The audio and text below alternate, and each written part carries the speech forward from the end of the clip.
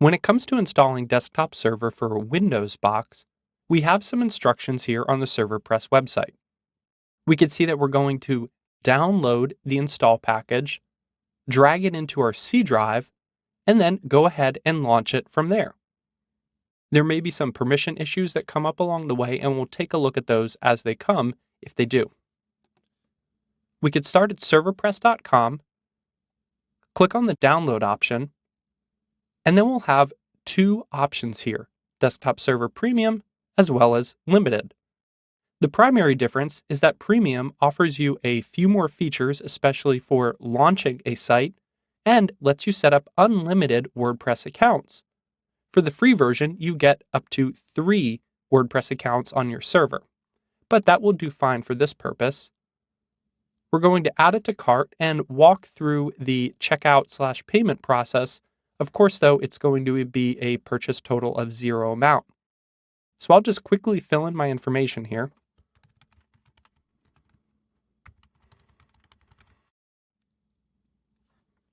Agree to terms, and go ahead and purchase. Once we've quote-unquote purchased our free Desktop Server Limited application, we have options to download it to our computer. We're going to go ahead and choose this latest version for Windows here.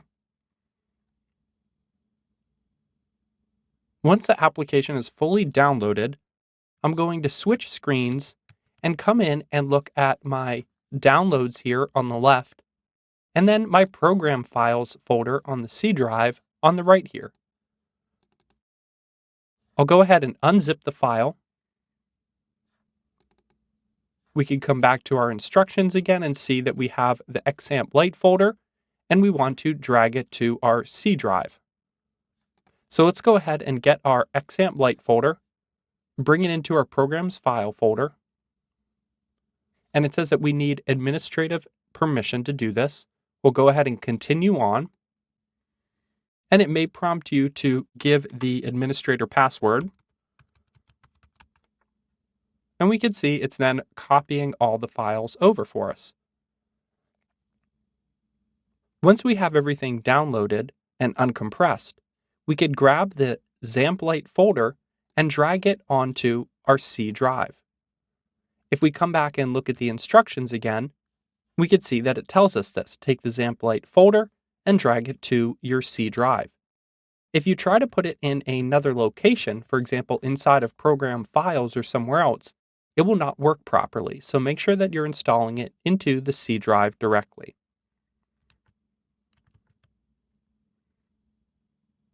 Once we have everything copied over, we can come into our XAMPP Lite folder and see that we have Desktop Server here.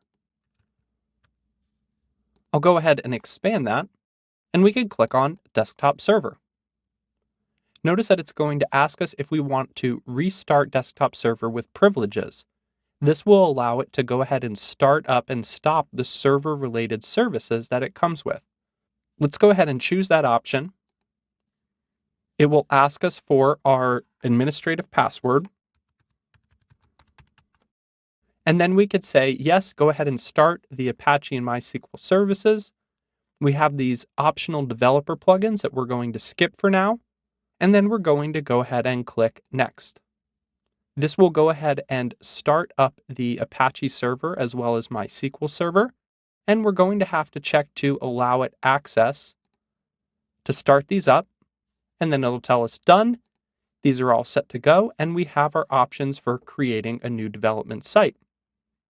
If you ever need to uninstall Desktop Server, they have an automated script that will help you do that with instructions here, as well as instructions for how to manually uninstall Desktop Server from a Windows machine.